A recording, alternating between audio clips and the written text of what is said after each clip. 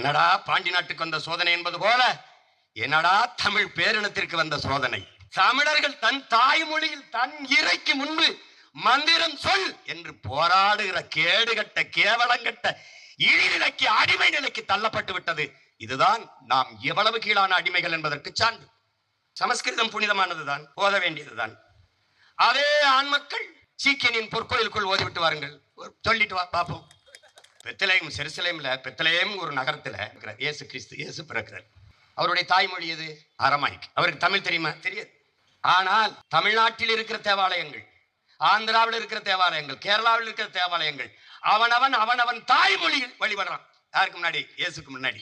இயேசுக்கு புரியுது என்ன தமிழ், என் இறை முருகனுக்கு புரியாதாடா? டே என்னடா கொடுமை. உடனே நீ இஸ்லாத்தை பேசியா? டே பாங்கு தாண்டா, பாங்கொலி ஒன்று தாண்டா அரபுல கேட்கும்.